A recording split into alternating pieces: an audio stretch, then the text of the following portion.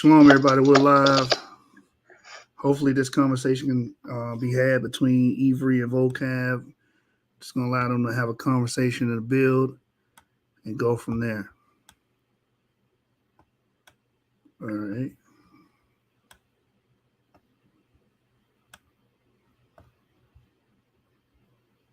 So we're waiting on that. I'm going to share my screen. I found out how to put Clubhouse on the computer, you guys. So check this out. Watch this. Let's see.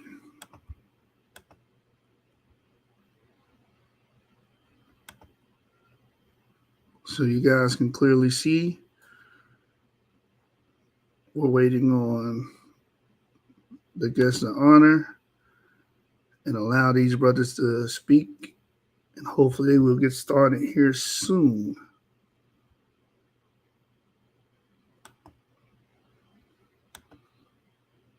All right, who are we waiting on? What are we waiting on? Is anybody there? Where's Ivory? Vocab said he want to listen right now from what I see in the chat. We're not talking about nothing. We are actually filibustering, waiting on him to get anything, which was weird. We're gonna try to ping him back in here. Yeah, ping him in. Because he wasn't saying anything. He said he just want to listen. There's nothing to listen to. We were in here waiting on him so they could have a conversation. I was filibustering until he got here. We're going to mute out and let these brothers speak.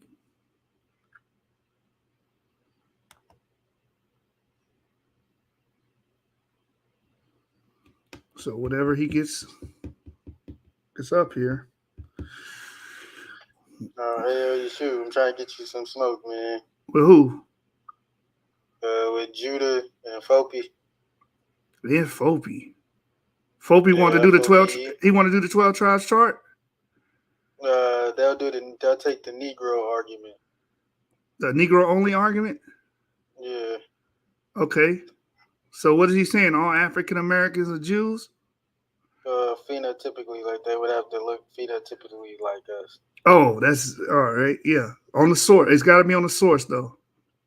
Yeah, I'm trying, like, next time they hop on the live, I'll get the information. Because I was talking to him. He want to do our debate with them first. And then he said he'll look to do another debate after. That's FOPE or Judah Nazareth? No, FOPE. Like after they debate us, then they said they'll take another debate. But I'll see if Judah will take that China debate though. Yeah, he's teaching that all the Chinese are actually Canaanites. I'll see what's up with it. I was just on the live talking to him. Yeah, what'd he say? But well, you already know what's going on, so you already know he going after. You already know. Oh yeah. He into it with Mr. Netter. Yeah. So we'll see. They probably nuke each other for a couple weeks.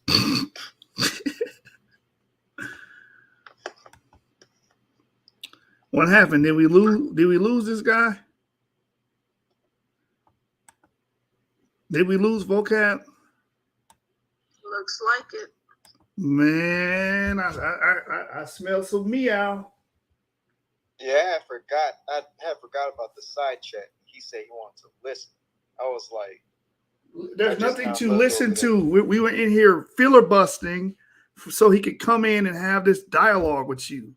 So when we saw him, I'm like, I'm going to be quiet. Everybody be quiet. Mute your mic. Allow these two people to speak. That's it. Yeah, so I texted him back, though. Yeah, tell them you're ready for the conversation. That's what we're here for.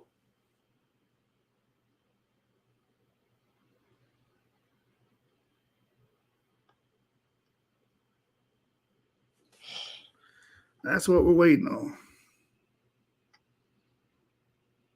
Hey, where's Orthodox Moore?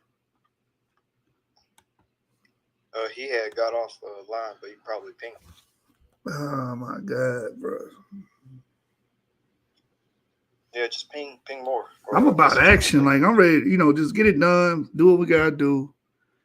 Well, you know, he probably want more than moderator. He probably got off and hit more in the back, like, hey, more. Yeah, he did say that he'd rather have more be a moderator. Yeah, more. I know Morgan told me that in the past. That's fine. No one cares about that, but he needs to show up, bro. Wait, so are you supposed to be having a bill with Vocab?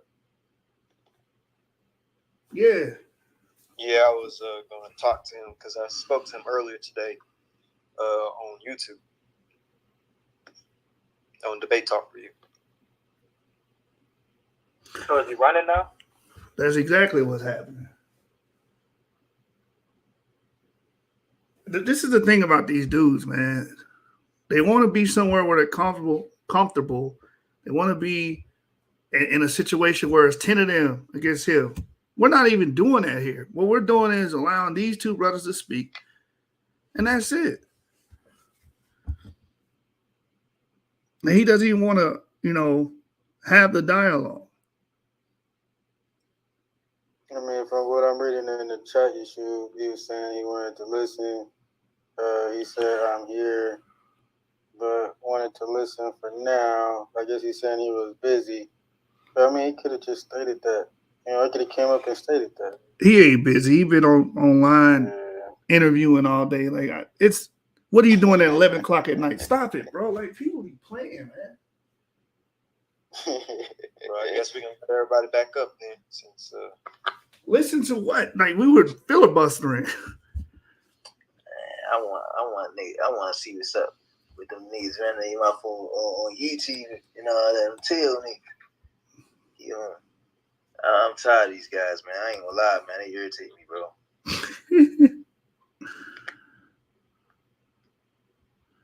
Yeah, he didn't know how to come at you, Avery. Like, you could tell, like, when you was talking to him, his facial expression, that nigga was like, nigga was trying to make some shit up.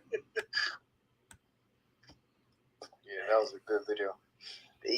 Y'all making everybody want to talk about DNA. They can't even talk about it right. You got daggone what's it called? I forget what they call Geneticists. Yeah, you got geneticists for real saying the same thing y'all daggone saying, but we just coming up with stuff out of nowhere. This is crazy. It's just all this stuff is funny to me. It's a bunch of clowns. That's why I put that Achilles picture on Facebook. That's all of them is in that one army. There's no one else. Is there no one else? Like, is there no one else, All man? right, man. Might as well just have this discussion with Thankful. Since he probably trying to, you already know you should, he probably trying to holler at more in the back, and then, they might come back on here. They trying to get intel, bro. That's what they trying to get intel. That's all. you can't get intel on us. Everything we talk about is common knowledge if you just look it up. Yeah, There's not no this ain't no secret. What do you think we is? Like, this ain't no secret information, secret swirl scholarship. You know what I'm saying? Come on, brother. Man, I'm starting to think y'all COINTELPRO. Y'all Illuminati. We Illuminati, man. We Illuminati, brother. Well, can they illuminate my bank account? I know, right? I know. I got a deep Masonic connection, man. These brothers are crazy. Like, all this stuff we talking about, you can just look up for yourself. Like I was telling the brother Thankful about the people that will be related to the Khoisan. They found skeleton remains with that DNA, AM13. And I believe that would have been the original population that would have ruled in those areas. You understand, from the evidence that we have found, pre-Kerma population, Northern Sudan. That's what I was getting at when you got here. I don't know how's that intel or that's known. I heard you talking, it got scared, you shoot. You already know, man. It's different. Y'all different. Like, you feel me? He got that One West doctrine down to a T. Somebody come out here that don't got a One West doctrine, bro, it's just different. You can't deal with it.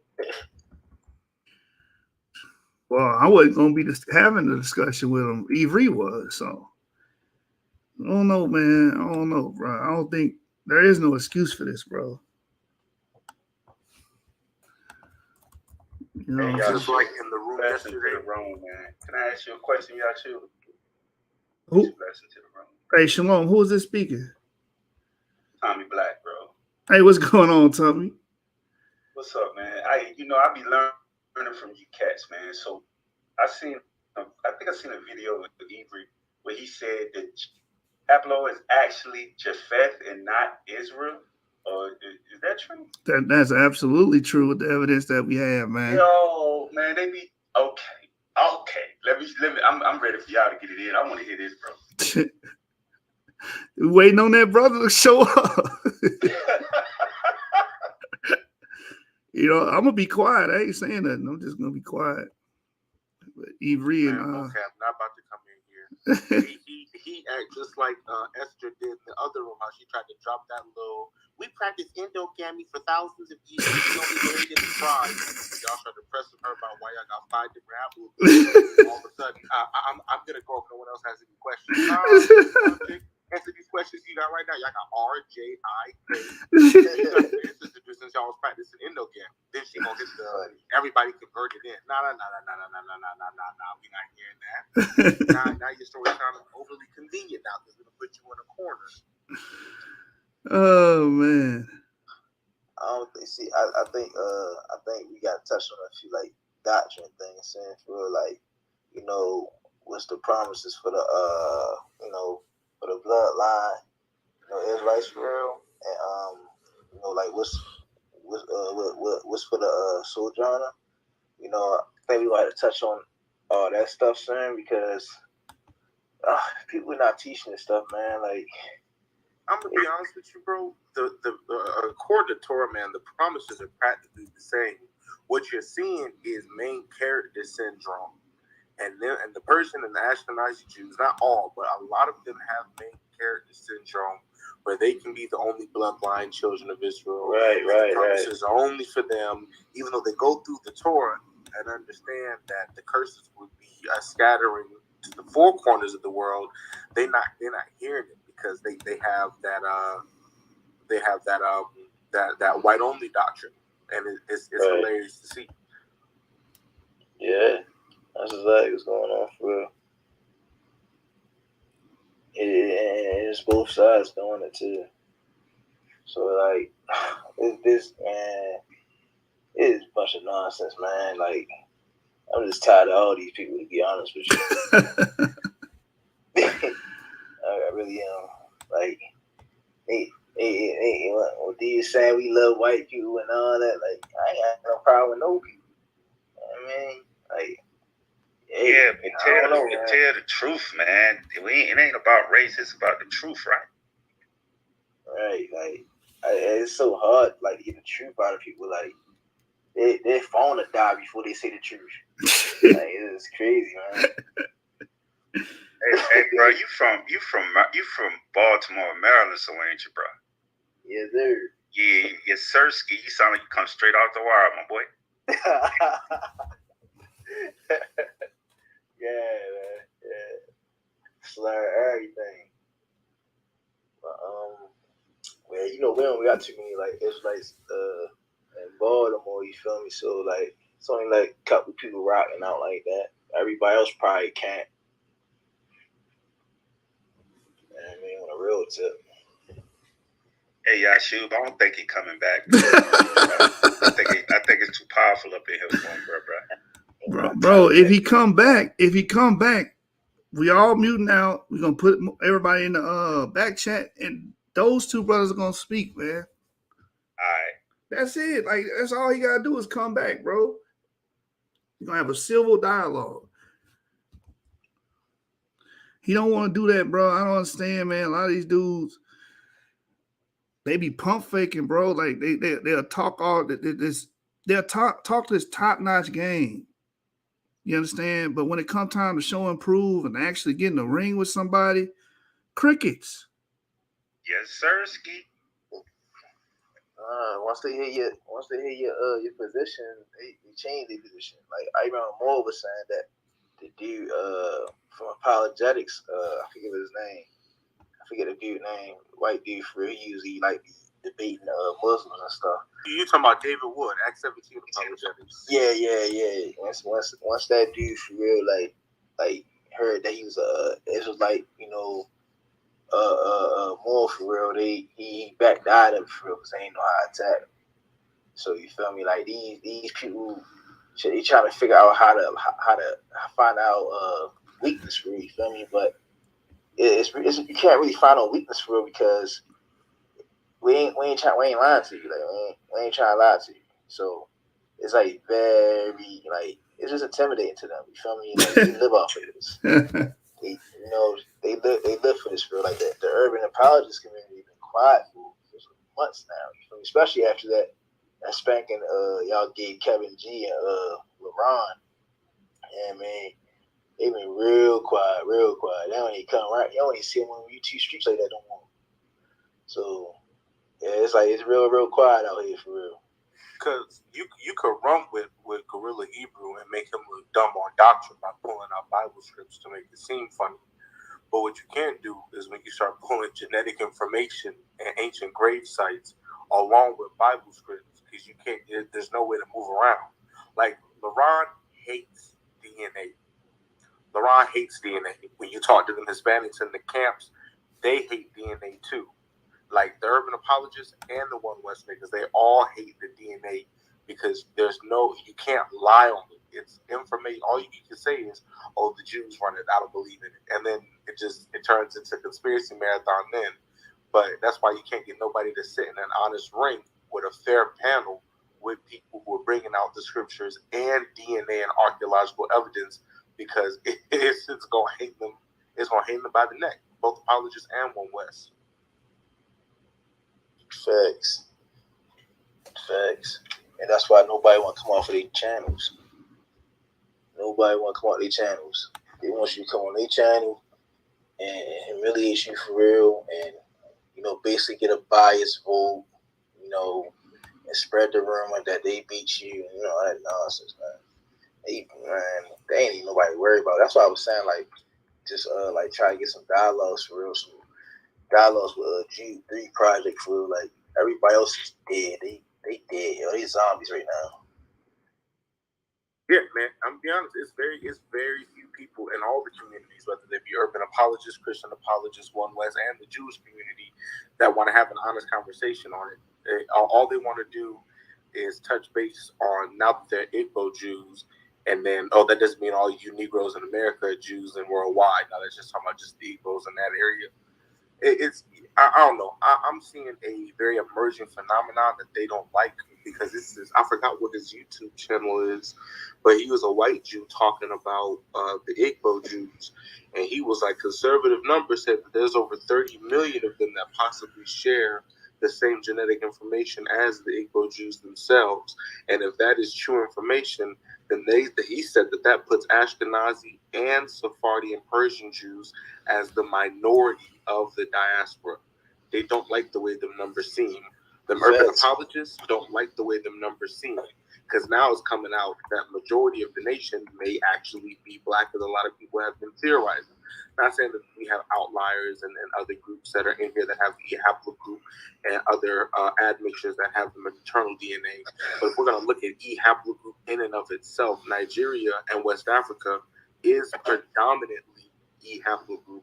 When you look at the diaspora, predominantly haplogroup. So if you were saying that is a Semitic haplogroup, which they're begrudgingly starting to admit, they only will admit that E1B1B is Semitic because E1B1A is found throughout Sub-Saharan, and they can't go around justifying that because then that flips the whole worldview on their image that the Sub-Saharans are supposed to be literally naked Mongols.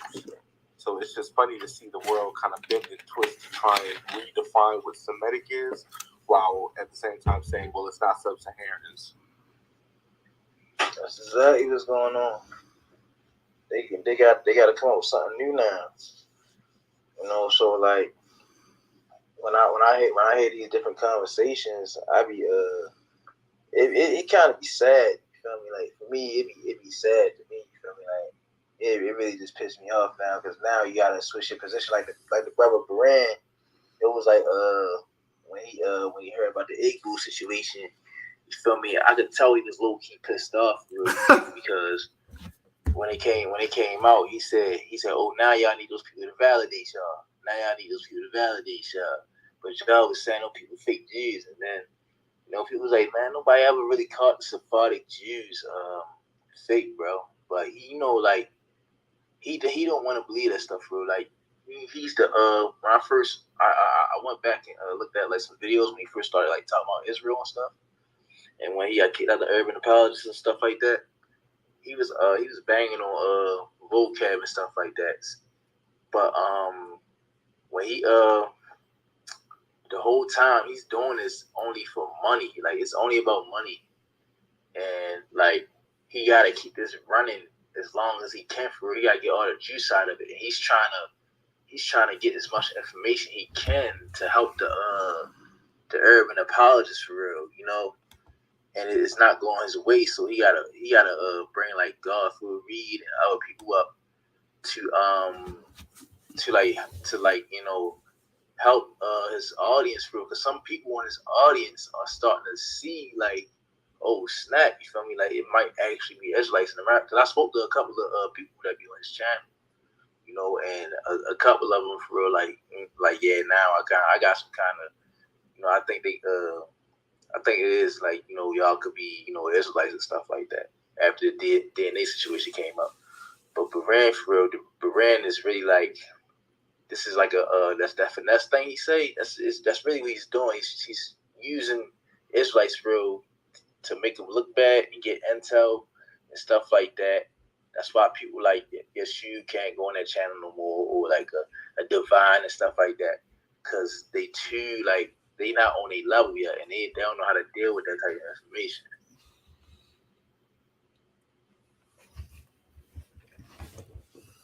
Yeah, and it's also happening on the camp level too. I've been talking to some of my old camp contacts about the we heard about the Igbo situation and this, that, and the other. And it's just like, y'all will say that they're not real Jews on one hand, but then when they come out with the information, now all of a sudden you accepted it. But then when you start pressing them about the Negroes in America, the first question they ask is not about what about the other Negroes worldwide. The first question is, well, what about the Hispanics and the Native Americans? So you go into cutting down them haplogroups, and then they get an attitude at you. What you mad at me for? Homie, I'm just telling you what it is.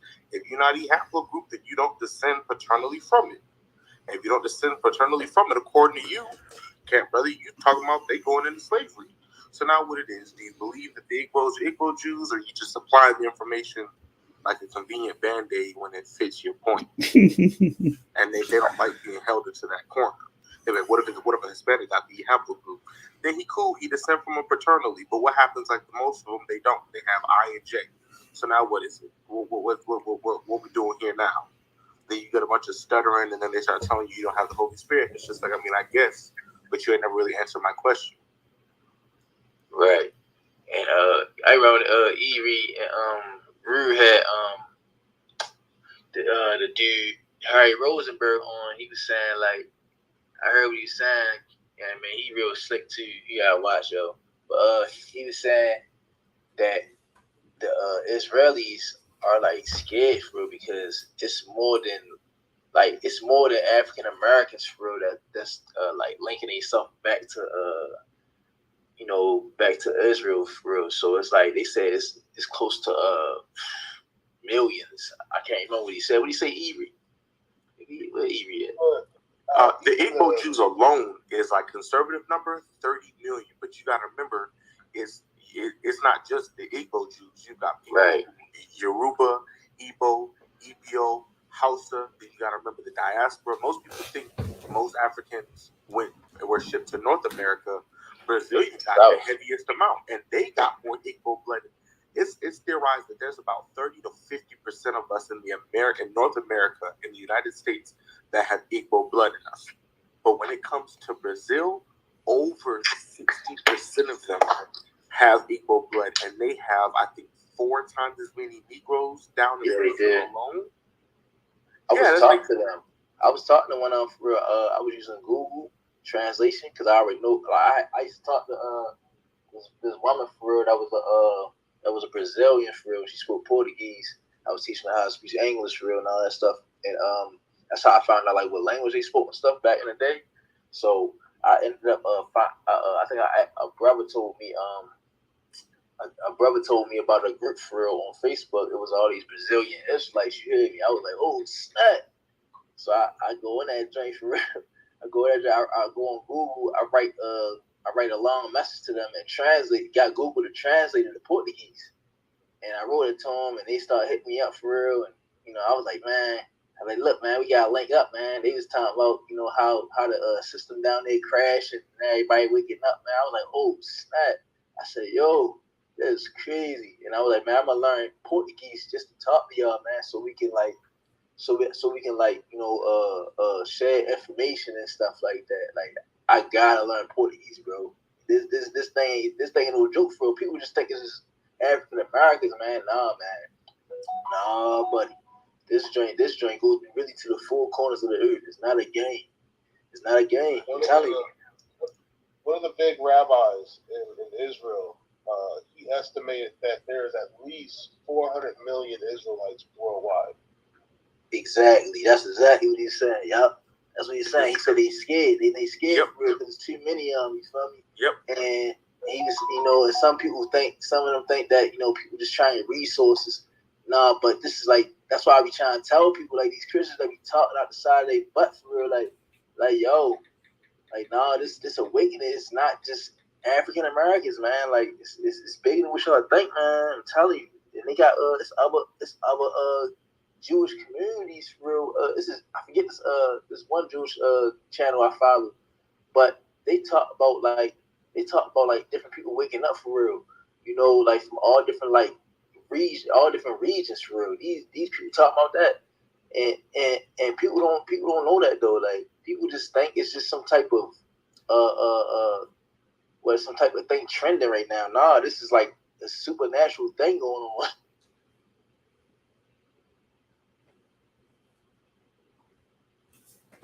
Yo, what happened? You're not wrong. I agree with you. And I'll tell you why they're scared. If you go up on Google and you look up when the Sudanese were seeking refuge away from the Civil War when they went to Israel, people, how the Israelis were treating them. Now imagine if all of us just Most High just clicked the switch in our brain, whether you got the E haplogroup or the Y DNA or the mDNA. He told you to go home either way. Imagine all of us trying to walk right back into the promised land saying God sent us. We're not the minority no more. You're not about to be running around in the streets calling us cushy and throwing stuff at us and trying to mistreat us. Nah, bro, it's going to be a whole different situation, and it's going to come to a time like that, because that's the thing. When you get the sources or some of the rabbis who are, because let's be honest, in some streams of Judaism, it is inherently anti-black, because you have pillars such as Rashi. Rashi is well known for being anti-black, and some of his commentary is very well known for anti-black. If you look up his commentary on the child of bitter waters, when a husband gets the spirit of jealousy and he thinks his wife has committed adultery against him, he can take her before the Cohen and she'll drink the bitter water. And I think something about her stomach or something will swell if she did commit adultery, but if she didn't, she'll be blessed with an open womb and will have many children.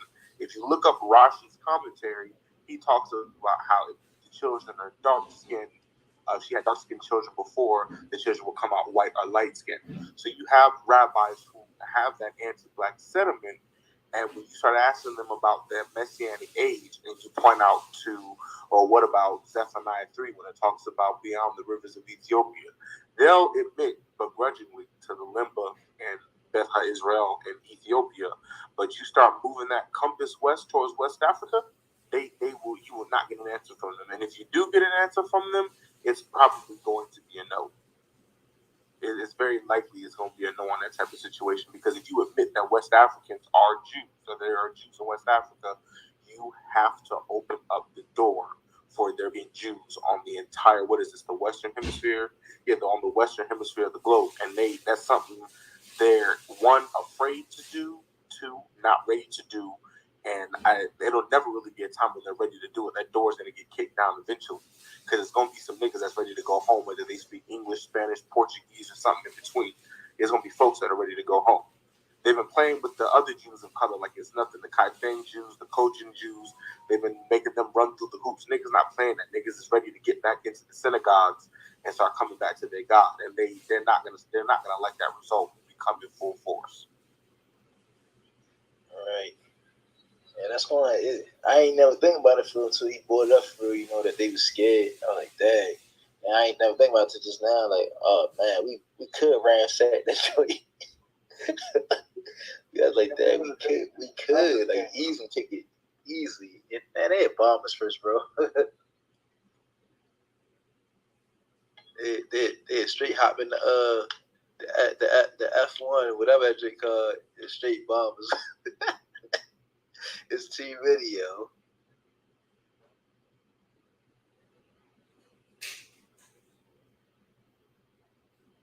I got a question though, I got a question issue.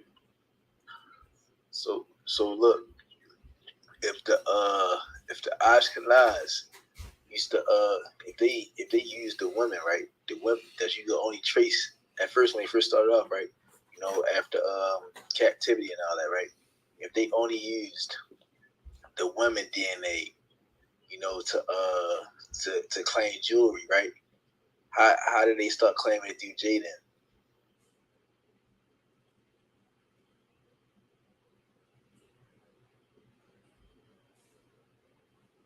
I don't know if the shoe's there, but the only way they would be able to claim Jay is by saying they were part of the mixed multitude. Yeah, because like the Most High be like talk to me about this stuff for real, and I was putting a scenario in my head. I was like, hold up. They said, they traced the Jewish blood through the women because of I forget what it was. What it was again? It was because of rape that was happening. Okay, thought so. I didn't want to say the wrong thing, right? So they traced it through the women for real, and then out of nowhere, years later, everybody's saying that Jay is the original bloodline of Jews when y'all said it was originally through the women. That's crazy. Right. That's a faulty methodology. I don't think nobody like really noticed that for real, because like when you a lot of stuff we That's why hear. a lot of people have abandoned that theory and model. Like anybody still holding on to that model is very ignorant to the literature that's covering it. So, Right. For me, it's like I don't even want to acknowledge that there's people who still cling to that because it's ridiculous. It's kind of like how people who study astrology or whatever, and they have to talk to people who believe in a flat Earth. They're like, "What are you talking about?" Like you feel silly even having to entertain the idea. Yeah, it's really stupid as crap. Hey, you heard that question I just had? More? No, sir. Yeah. So I was saying he already answered it though. I was like, man, I was thinking for one day when Most High had me thinking about something was that like if the Jews, of the Ashkenazi Jews, right, identified, through the woman, if he was a blood Jew or not, how do they keep? How do they use the Happy Root J as the real Jew bloodline now? You feel me? That's a fantastic question. Like, it's just like crazy to me for real. Like, because when you sit back and like, because everything under investigation, you feel me? Like everything I've ever heard about the Most High, everything like that stuff be under investigation for me. So I go back thinking about that joint. Like, hold up, that don't make sense.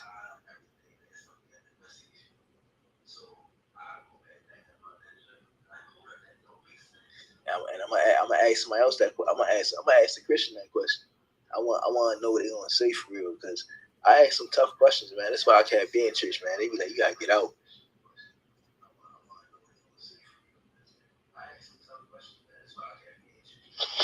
I would mind chiming in on this point. Basically, shalom, fam. Basically, Shalom, man. There's a book. The brother's name is John in Time, and he wrote a book called Abraham's Children. He was one of the first to identify and validate the Limba by genetics. And so it's kind of a goalpost moving situation. I read that book probably about 8 years ago now. And what initially occurred was they wanted to look at the entire Jewish diaspora and figure out if the connection was there or how they were connected. So you could look at like cultural anthropology, look at Sephardic Jews and Ashkenazi Jews and Mitzrayim Jews and see that they all had Torah, right? That was one of the cultural components. But then when they did the genetics, they didn't find a common connection. This is when some of that first research, especially around like 2007, then again in 2011, came out that, they were not connected as a whole. And the places that they were connected didn't count because they were clearly European haplogroups like J, right? And so they said, they went back to the drawing board and they said, well, how do we actually determine them? Because that was a failure, right? So they said, well, how do we actually determine this? Well, we need to look at the Cohen. So they started looking at the rabbis. They started looking at people who had long genealogies that were supposedly in the priestly line and were rabbis, because supposedly the priests started becoming rabbis. Those long genealogies, someone like Josh just talked about it, the redhead rabbi. These guys have these long genealogies that they can trace their lines back to. So basically, what ends up happening is they say, well, we'll look at only the Cohen and then we'll see what they have in common. And that's when they found this common marker that was on the J marker. And then they called that the Cohen haplotype. And when they identified the Limba, they checked them because Limba do have J, and that gets kind of deep into like these incursions. J was present in the Levant. It's not the originator, but it was present, and you can clearly see these like trade routes. So it gets a little bit complicated there when you look at the history of it. But the J markers have been there for a while, and clearly the Limba have J, but obviously they mainly have E. And so that's how they came to that J marker like that. And was the method. Again, that book is Abraham's Children. He's an Ashkenazi Jewish geneticist. And he actually, I like him because he runs his own DNA and then he's honest and he's European. And so basically, that was one of the ways, that was the way that the Limba were validated by Israel, was through his work and his book. And so they kind of ran with that for a while, but obviously beginning to fall apart because that haplogroup didn't prove to be a Semitic line. Send me the name of that book. So boom. What was the haplogroup of the 300 or how many women that they was originally supposed to trace Jewry to? Well, that's a very complicated thing because I don't know that I think I would. That's a hard one, man. I try not to be disrespectful to people, but I think they were looking at Hay was one of the main ones. Rue might be able to speak more to that. I'm very careful with that because the studies basically showed, I can tell you the conclusion. The studies basically showed that none of those haplogroups came from the Levant. They're not from the Middle East. And that's what triggered that young lady, Esther, yesterday. And y'all had that woman texted me for like 2 hours after that. That was hilarious. I'm trying to get her down, man.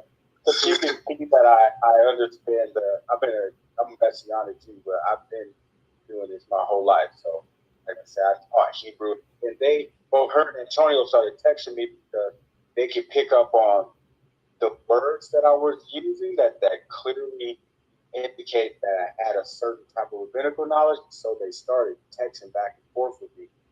And I try to disarm a lot of that by going straight to the rabbis. That's why I sent the declaration from the court ruling yesterday, which really disarms what they're saying. Because some of them, they know some of this stuff, but they like to play in the weeds and act like, well, if they don't know, then I'm not going to tell them. So I make them have to disagree with this Jewish court. Or have to make, or in the Jewish community, that would make them clueless. So neither of them could do that. And they both were saying, well, we agree with that. And, it just became this whole thing. But that was what triggered her yesterday.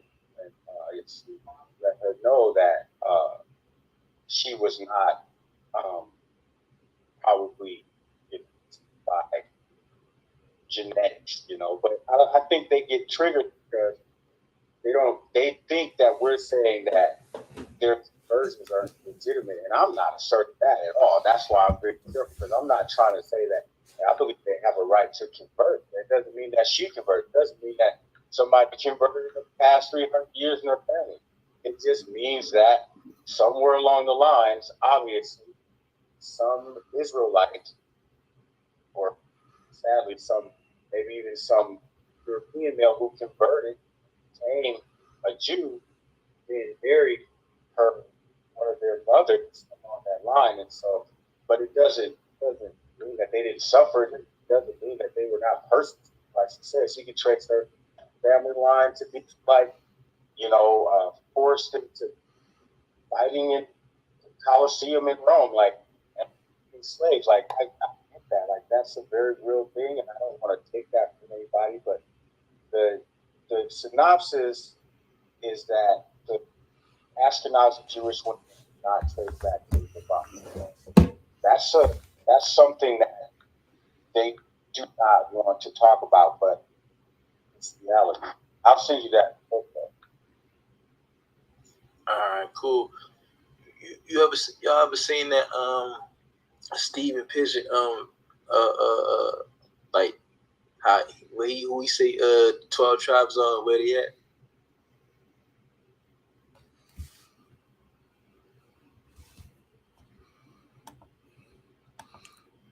No, I'm not familiar with that.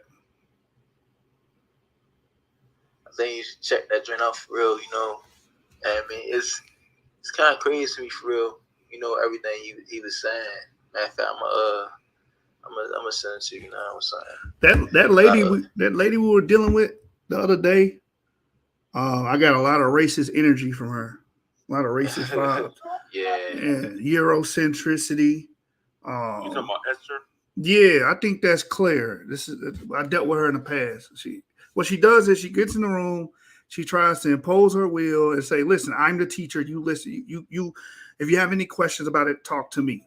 No, stop it. This is not your room. You're not dominating anything. You go create your own room and have your own platform. And it's always Eurocentric. There is no nuance to an argument. It's just, we were in Persia, we were in Europe. Okay, the Jews went to Libya. The Jews went to Egypt. The Jews went to Northwest Africa.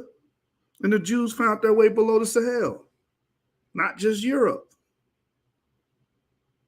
You understand? So it's like when she come with that energy, she's come with that energy because she's saying, damn it, this is my legacy and no one else can have it. It's just Eurocentric and that's it. That's the vibe I get from her. And that's why she had that long diatribe. I'm going to teach these Negroes and put them in their place. That's how I looked at it. That's how I was like. I was with her too before on the Hebrewism way trying to got the attitude. Yeah, that's not true according to Jewish history. Jewish history encompasses more than Eastern Europeans, East European Jews. that's what made me realize. I was reading the book by Edith. What's her name? Edith Bruder. Yeah. That's like there was a point in history, or there was a point in time where I didn't believe there was Jews below the Sahara. There was probably a couple of years ago, just because there wasn't a lot of evidence for it coming out, or contemporary sources. But then I realized, if Jews started out in Southern Europe, right, and they spread all throughout the continent of Europe over the thousands of years, why is not the same true? Why can't the same thing be true for Africa? Exactly. Obviously, planes back then, they didn't fly from the land of Israel to West Africa. They had to migrate there, but the same's true for Ukraine and all that. Northern Europe. Obviously their ancestors came from Southern Europe during the days of Rome, living there throughout the continent over thousands of years. Yeah, I mean the Jews are very they proliferate a lot of areas, and it's just I don't know why is that so hard of a concept to grasp. They're not just one thing, and that's what I was trying to explain to the sister, man. But I guess in her mind, I'm only here to do one thing, and that's to put you guys in your place. But yeah, that's actually an excellent book. I'm looking for it right now. I don't know what I did with it. Edith Bruder. Let me see. Where did I do that book? Yeah, that's a great book. Right here, Edith Bruder.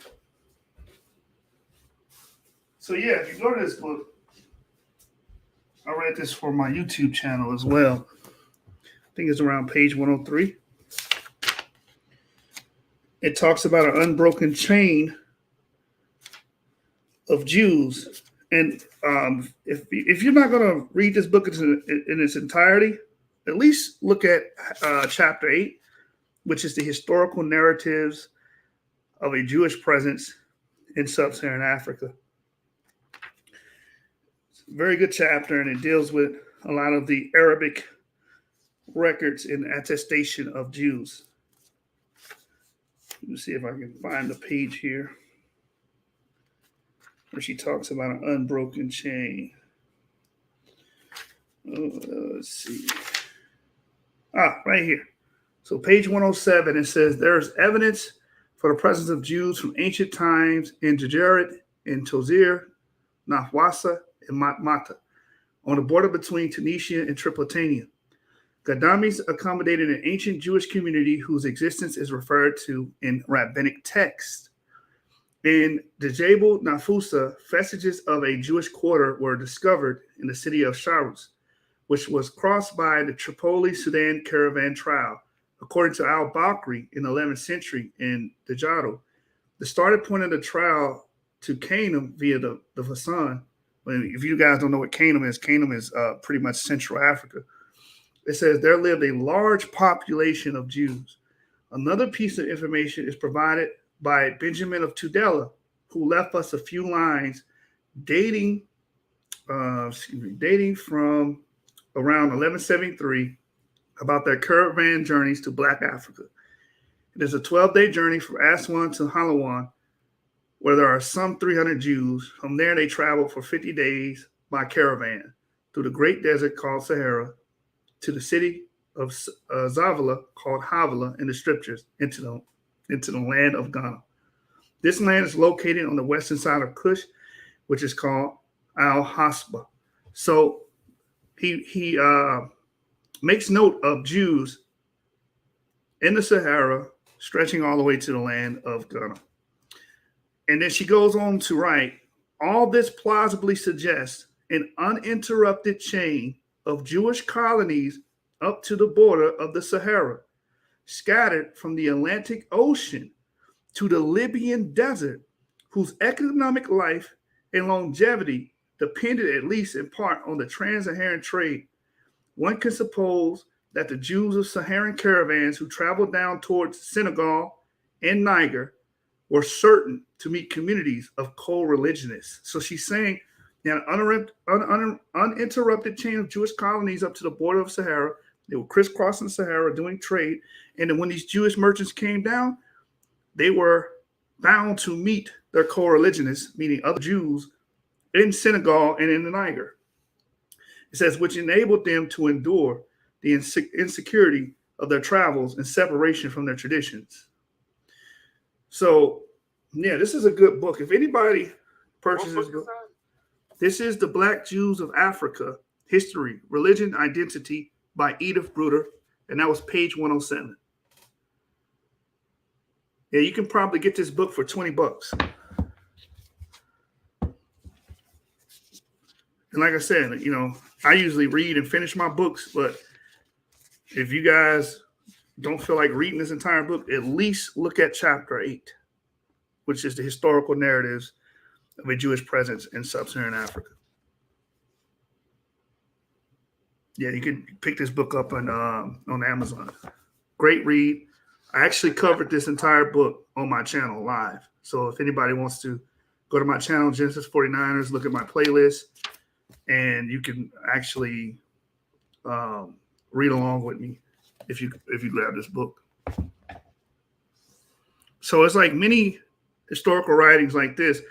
I'm of the thought process of not destroying someone else's identity or trying to deny someone else's identity to build up your own. And I think that's what happens on social media.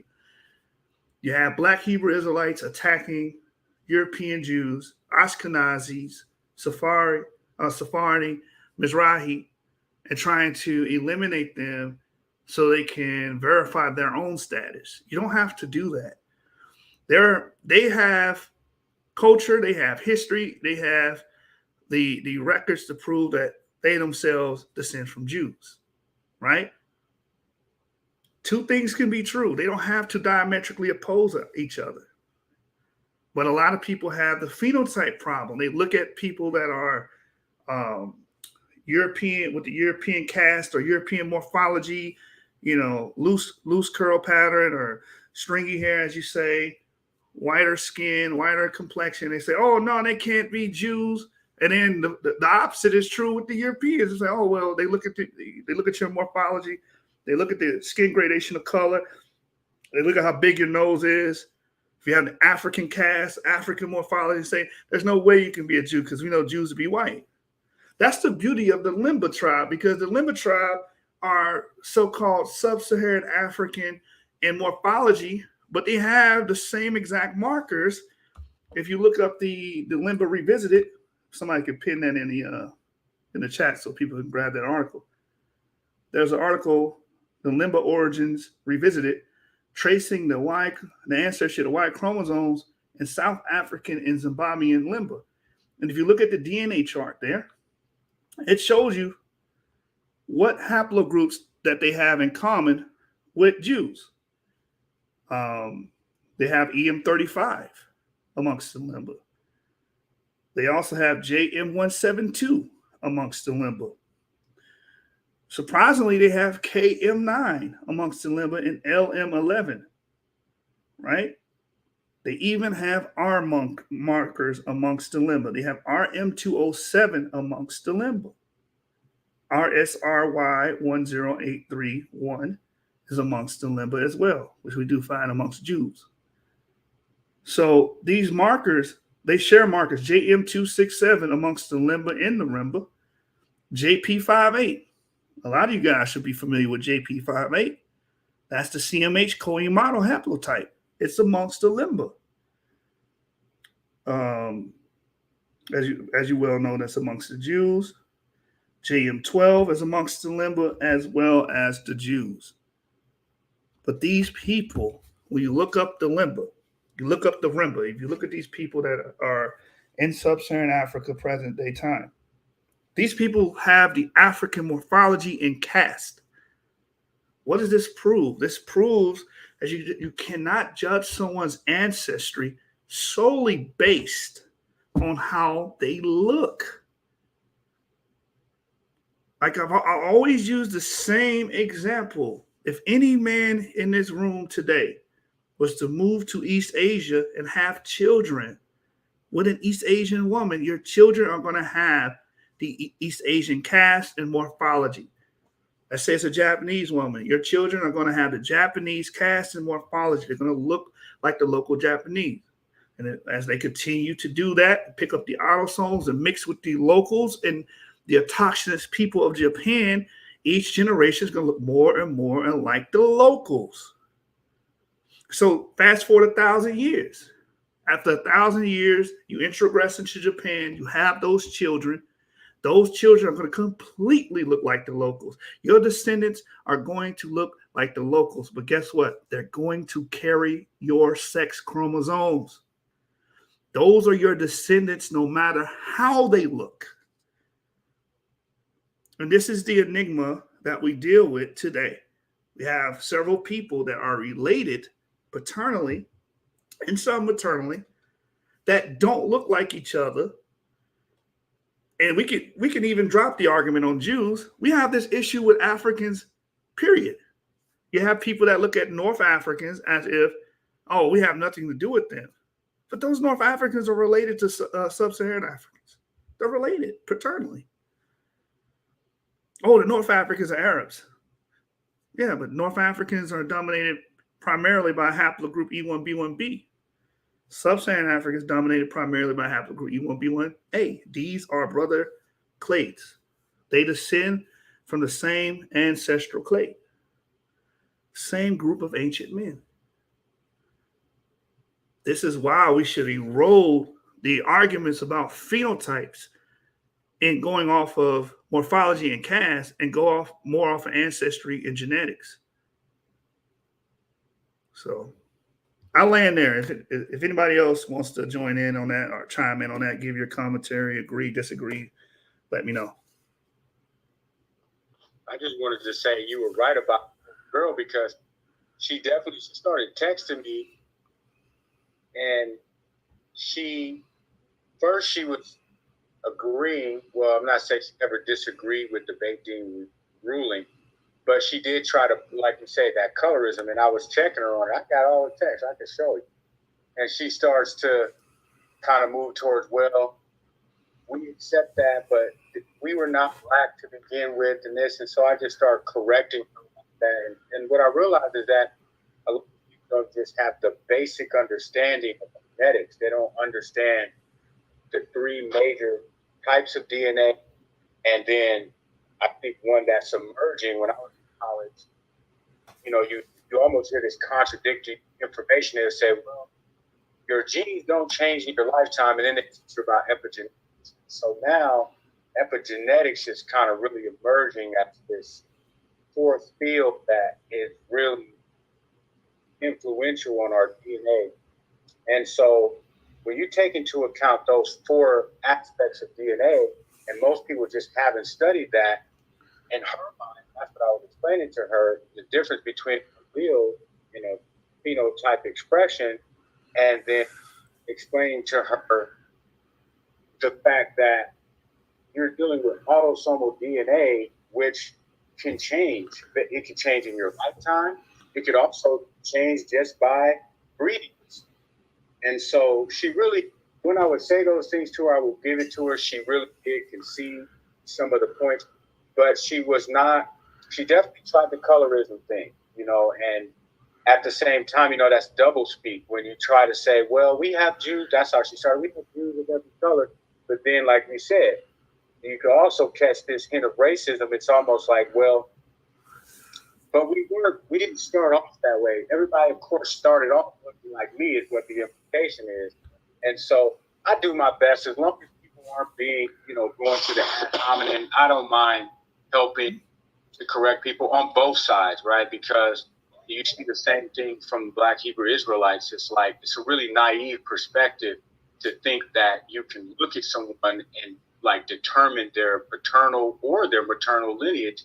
That's just not, you can't do that. And so she did kind of fall back from that, and she was feeling like I've been corrected her about, well, they're attacking me. I said, no, ma'am, he asked you multiple times to just wait your turn. You do it, that's why you got kicked out, not because he was trying to discredit your Jewishness in any way. So, people get offended and then they start going into that victim kind of mentality. And then when you start to challenge their narrative about what, you know, their oral history and what they've learned about their genealogies, that can be earth-shattering for people. That like the text says, you know, we have inherited lies, you know, and so that was hard for her to accept, but she definitely did kind of calm down, especially when Ivrit started, you know, someone asked him about Ashkenazi, and he did a great job of really just breaking that down, because she felt like, well, they're attacking all of that. It's like, no, that's not. If you look at the people with the green dots and just listen to what they're saying, they're not discrediting you or your ancestry.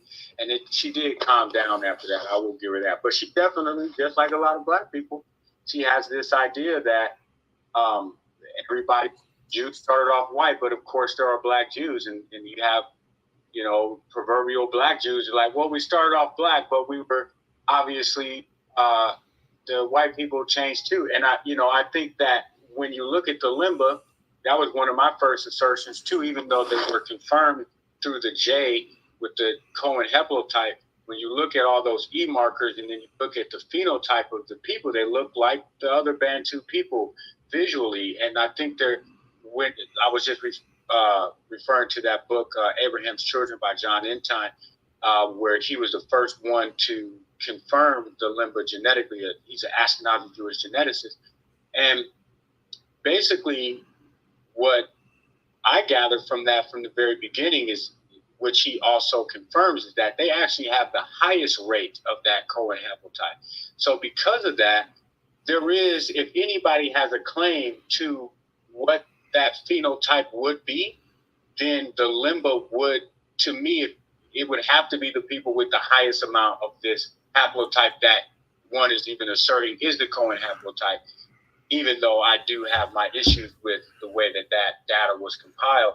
And just, I think the premise is flawed, because if you start with the J, then you obviously have an issue there. But still, even on the phenotypical level, in reality, they would have the best claim to what those people would have looked like, or be the closest to what they look like, because they have the highest rate of all these markers connecting them to the Levant. Right. We also have to understand, like, there's different caveats to the conversation. So when we're talking about skin color and phenotype, which has no bearing on our ancestry. So, but if you look at it from a narrative standpoint, if we became a nation in ancient Egypt and we mixed with people that were melanated, you could say people that didn't have melanin in their skin were there as well. But you expect to see what you call negrotic, as they used to say in the 19th century, negrotic tribes. This is why they explain. This is how they explain the Lachish reliefs, right? Resembling Negro traits. They say, oh, well, the Israelites had their genesis. They became a nation in Egypt. So this is why they have those negrotic traits. So even if you go from a narrative standpoint, you're still going to have, you can't run away from that phenotype. You're still going to have elements of what you call melanated peoples amongst them. You understand? But you're also going to have elements of lighter skinned people as well, because according to the narrative, we mix with the Canaanites. And we know that the Canaanites, you can go to Live Science and look up the articles they did on the Canaanite burials. They would look like modern day Lebanese. They sequenced their genome, and they discovered they would have similar skin coloration, hair type, and eye color of the modern Lebanese. So if we're mixing with them, we're going to make children that have lighter skin. So it's really a mixed bag. But initially, E markers would have been dark. I'll give you a hint. F markers would have been darker initially at first. But, you know, you have the Caucasus hunter-gatherers that come along around 7,000 to 8,000 years ago, carrying the alleles to turn their skin light, as we see in the European cast and morphology. And then we see these people spread throughout Europe and begin to proliferate. And these same people, they come into the Levant about the Chalcolithic Copper and Bronze Age period and start to proliferate and spread and dominate. So, you know, it's a, what's the word I'm looking for? It's a nuanced position.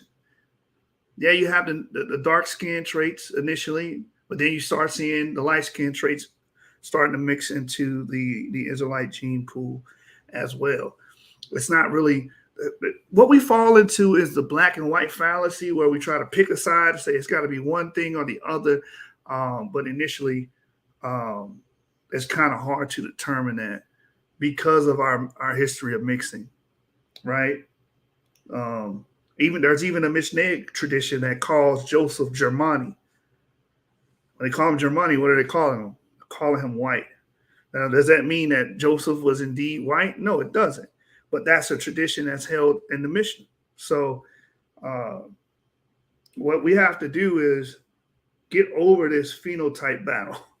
Get over it and just deal with the ancestry and genetic side of things. Same thing with Afrocentrics. They look at ancient Egypt as being a place of all melanated people, an oasis of nothing but melanated people, a utopia of melanated people. But they dug up the mummies from the 13th century when they had the SLC2485 gene.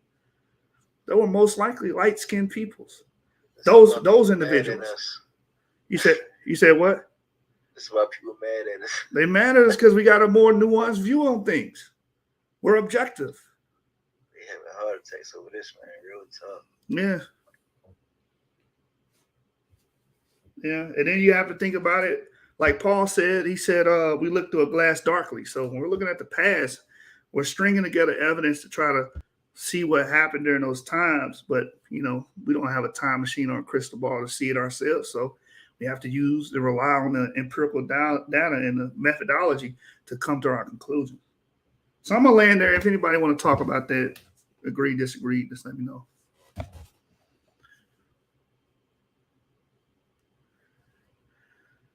Not all at the same time. Well, I don't like to filibuster, so I'll be falling back a lot. But I definitely think that one of the things I always try to push to people, which goes to general cultural anthropology, sociology, they bring this up a lot. They have some great documentaries like there's one Brown Blue Eyes. There's a documentary, The Journey of Man. There's another one that was done by geneticists. I'm trying to think of the name of it, but it was all geneticists. And it's basically all these concepts of demystifying the concept of race. And I think that's like really what it comes down to, is that people now realize that there is no such thing as race. That's the biggest issue, that the concept of race is a social construct which was created for social economic stratification in society, so that the darker you were, the lower you were. And that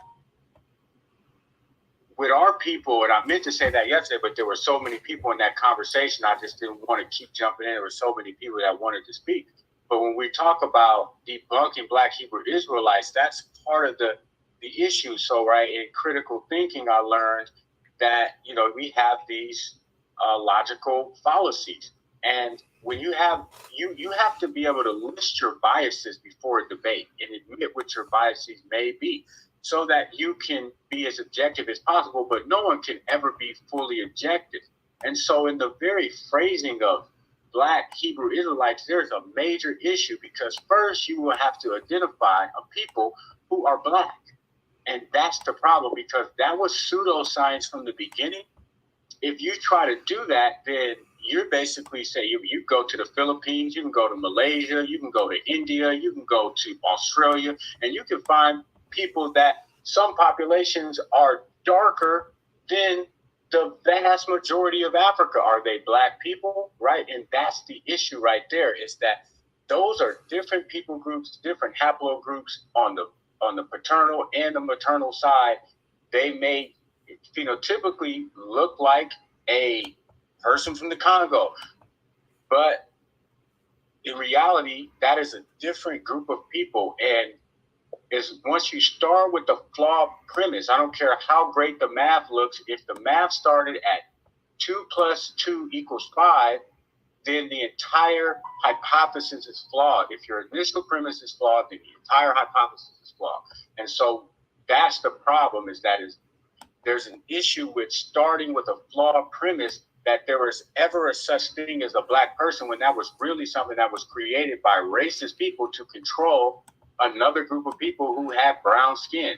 And just trying to demystify that whole thing, man, it's like, even for myself, I have to consistently work to make for sure that I don't fall back into that type of ideology, because trying to break that type of thinking, that goes back to the Clark Dow study and why schools were integrated in the first place, right?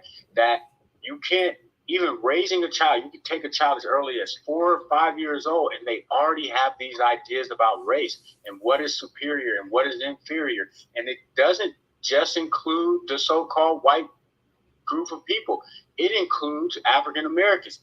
When they tested our children, they found that they were actually biased against each other. And that comes from the very concept of race being flawed from the beginning, and then trying to incorporate that into any scientific ideology is there's no way you will ever come to a real conclusion through that process. And with that, I'll fall back. But I definitely agree, and I'm on board with trying to just break that whole thing down. And I think on both sides, when we can get through that idea, then we're going to start to step into a space of, okay, we can have objective science. Right, exactly. Yeah, that race idea, again, race doesn't have anything to do with our ancestry. That's a social construct. It only exists in our ideas. It doesn't exist. There is no biological unit, that comports with it. So we try to fight so hard for this race thing. And a good book to read for everyone is Thomas Sowell's White Liberals and Black Rednecks. It's a great book, and it allows you to see how we develop our psyche here in America and the way we think. A lot of us have adopted this racism and adopted ideas about race and racial superiority and the color of your skin matters in those regards from bigots, from racists themselves. So he covers that. He does a great job showing that why African Americans will say, "Oh, you read and you speak properly, then you're acting white." That's actually something. That's actually a phrase that was being used in antebellum South, and it had a negative connotation to it, because you had rednecks down south that did not believe that ex-slaves should be educated. They thought that education, higher education, was only reserved for whites. That's what that saying comes from. So it's stuff like that where we have adopted and absorbed a lot of these racist motifs from racists themselves. And we have, no group has came or was formed to erode those things from our people. And we see it in the Black Hebrew Israelites. We see it in the Afrocentrics. We see it in some of the Moors. We see it in the Abo movement. We see these concepts coming up again and again because no one has eradicated these ideas from our people. And I do my material on my channel, but just like Remy Iona says, one tree doesn't make a forest. It's going to take a lot of people to, reverse the racial typological thinking that our people have. And you brought up the public school system as well. I think the public school system owes some of the blame because they pretty much continue to instill some of these ideas and concepts into our people. So there's a lot of deconstructing we have to do, right? But I want to share this with you guys. This is Black people in the Bible, because one of my goals on my channel is to get Black Hebrew Israelites to get over their fear of white Hebrew Israelites, and then vice versa, right? So watch this. I'm going to read this. The Hebrews were a people of color, chapter 12. This is in the book Black People in the Bible. Let me see if I can get the author real quick. Go to the cover. Randolph Jackson. And he makes some interesting arguments, right? So he quotes Genesis 12:1. It says, "Now the Lord had said unto Abram, Get thee out of thy country and from thy kindred and from thy father's house unto the land that I show thee." He jumps from there to Genesis 47:27. "And Israel dwelt in the land of Egypt in the country of Goshen, and they had possession therein and grew and multiplied exceedingly." So what I brought out earlier is that the Israelites actually, have their genesis in Egypt, because that's when they become a nation, right? It says in Deuteronomy 26:5, "And thou shalt speak and say before the Lord thy God, a Syrian ready to perish was my father, and he went down into Egypt and sojourned there with a few and became there a nation, great, mighty, and populous." Right? And it goes on to say, "Now the sojourning of the children of Israel who dwelt in Egypt was 430 years. That's Exodus 12:40. So if the Israelites spent all this time amongst what you would say that a people that included melanated people, maybe there were some lighter skin types there as well, but for the most part, we know there were melanated people there. They were mixing with these people. They became a blend with these people. Then we would expect that will be an element there, right, of that melanin or melanation amongst the Jews or early Israelites. I'm going to continue to read. It says, "The Hebrews were a wandering Asiatic tribe who prospered by their entrance into Africa." Genesis 47:27. "The Hebrews went into Africa as a family, the extended family of Jacob, third Hebrew patriarch. They emerged from Africa 430 years later as a nation of 12 tribes. They brought with them African customs and traditions such as male circumcision and matriarchy, which they had acquired during their centuries-long sojourn in Africa." It says here, the question concerning, open quote, "the question concerning the origin of circumcision has only one answer. It comes from Egypt," close quote. It says Abraham, the first Hebrew, was from Mesopotamia, Acts 7:2, Genesis 24:10. And it says here, Acts 7:2, it says, "And he said, Men, brethren, and fathers, hearken, the God of glory appeared unto our father Abraham when he was in Mesopotamia before he dealt in Charan." So his arguments here is, again, that the Israelites would have spent quite some time in Egypt, 430 years. And then, of course, we have the other tradition saying that it was less time, but some time, and they became populous in Egypt. So he goes on to read, to say, "Whereas Mesopotamia, it is an ancient country in Asia between Tigris and Euphrates rivers. The modern nation of Iraq includes much of this region. The Bible prophesies that Abraham's descendants would be strangers in the land that was not theirs, that they would be servants, that they would be afflicted for 400 years, Genesis 15:13-14. It says, "As we shall see, that exactly what happened. In fact, the Hebrews lived in Africa for 430 years, while in Africa, the Hebrews grew from a mere 70 persons to over 600,000 people when they left Africa. They left with great wealth. Deuteronomy tells the story in one sentence. The Hebrews went down into Egypt with a few and became there a nation, great, mighty, and populous, while living in Africa. It started with a famine. Genesis tells how many people came into Egypt in search of food. This is Genesis 41:57. And all countries came into Egypt for to buy corn, because that the famine was so sore in all lands." It says the 42nd chapter of Genesis continues with the story of how Jacob, the grandson of Abraham, sent his sons into Africa to buy corn. While in Africa, they discovered their long-lost brother, Joseph, the governor of the land, and the person in charge of the distribution of food. They did not recognize him because he looked just like the other Africans. This is biblical proof that the ancient Hebrews were a people of color. By the 46th chapter of Genesis, we see that Joseph has invited his father, Jacob, his brother, and all of their wives and their children to join him in Egypt. The total number of Hebrews who went to Africa to live was 70. So I'm pretty sure you guys all know this, because a lot of you guys are familiar with the narrative. But it should be eye-opening for my brothers that are Ashkenazis, East European Jews, if it's true that there were melanated people there and there were brown-skinned people there, and the Jews had their Genesis there Shouldn't we expect to see those traits amongst the early Jews? Let me continue reading. It says, and the sons of Joseph, which were born him in Egypt, were 2 souls. All the souls of the house of Jacob, which came into Egypt, were 70. That's Genesis 46 and 27. It says, later the Egyptians made servants of the Hebrews and forced them into bondage.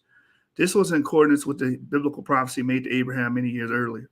The migration of the Hebrews into Africa was of immense importance, both in the strengthening of the Israelite national consciousness and through their contact with an already advanced African civilization. How long did Hebrews remain in Africa? The Bible states that they were there for 430 years. Now sojourning of the children of Israel who dwelt in Egypt was 430 years, Exodus 12:40. During that time, there was considerable intermarriage with black African Egyptians. Joseph, the son of Jacob, a direct descendant of Abraham, married an African woman, Asenath, daughter of an African priest. And the Pharaoh called Joseph's name Zaphnath Paneah, and he gave him to wife Asenath, the daughter of Potipharah, priest of On. And Joseph went out over all the land of Egypt, Genesis 41:45. One of the 12 tribes of Israel, the tribe of Manasseh, descends from the firstborn son, Manasseh. Joshua 14:4, 17-10. For the children of Joseph were 2 tribes, Manasseh and Ephraim. Therefore, they gave no part unto the Levites in the land, save cities to dwell in, with their suburbs for their cattle and for their substance. Joshua 14:4. Another 12 tribes of Israel, the tribe of Ephraim, descends from Ephraim, the brother of Manasseh. It was predicted that Ephraim, that his seed will become the multitude of nations. Both Ephraim and Manasseh, founders of 2 of the 12 tribes of Israel, had an African mother, Asenath. All right.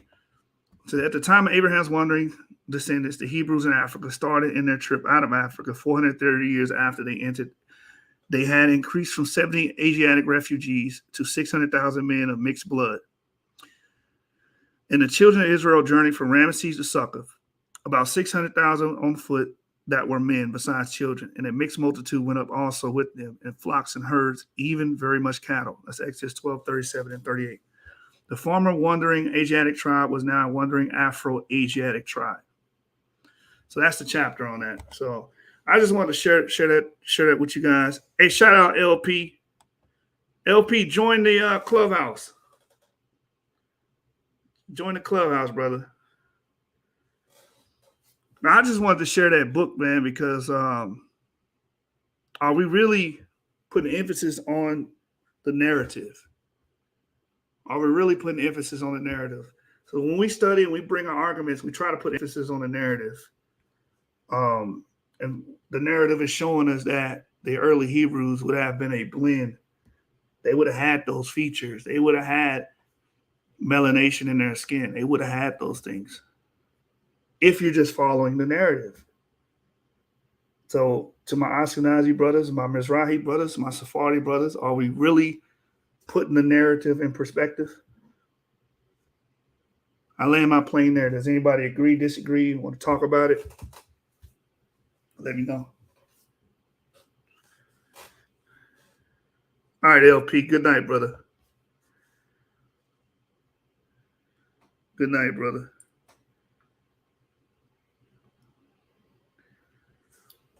Also up top, you can see that the article for the Limba has been pinned. So if anybody wants to grab that article, it's up there. And you can see the various haplogroups amongst the Limba. There's also talks about their oral story. And the thing about their oral story, it shows, and with their DNA, it shows that there were people that traveled from the Levant Basin and ended up in sub-Saharan Africa. So a lot of people, they take issue with that when we make those claims. Wait, you're talking about Israelites coming from the Levant Basin into sub-Saharan Africa.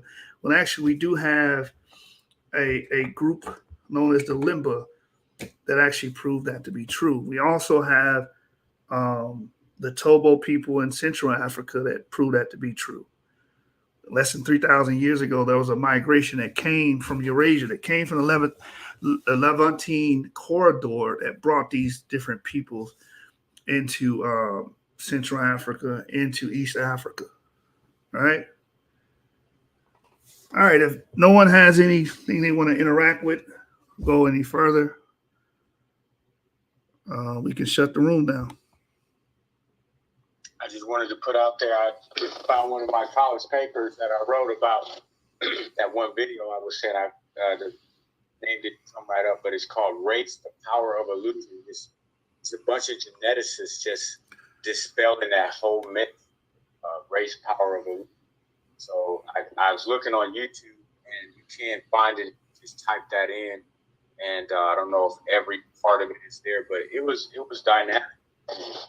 You know, we really got to get beyond that idea, and empirical data is the way to do it. At least for me. Some people, you know, logic to reason is not the determining factor, but for me, if I can see it in math, if I can see it in the scientific process, then I can accept it as truth. And I still reserve that they could be wrong about something, but this one has been beat to death. So I don't know. Somebody would have to come with some real proof about race to convince me otherwise that that's anything real about that. So that documentary, again, is Race, Power of Illusion, done by a group of geneticists.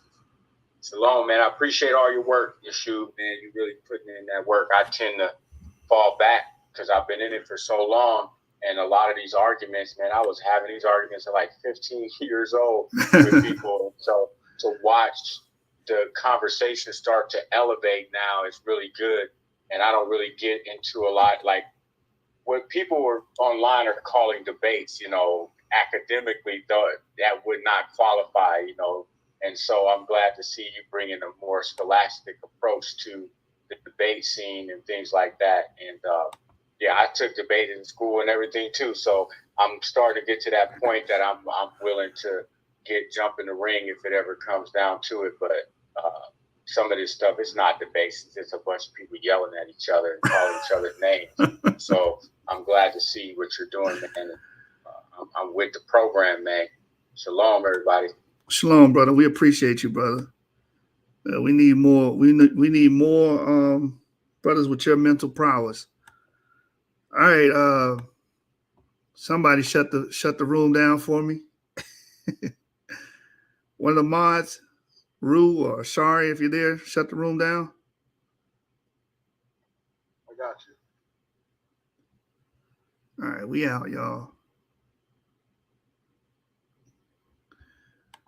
We tried, man. We tried to get my brother and Vocab to have that dialogue with each other. It didn't happen. We tried, you understand? We always putting in the work in, scholastically, genetically, through genetics, through the books.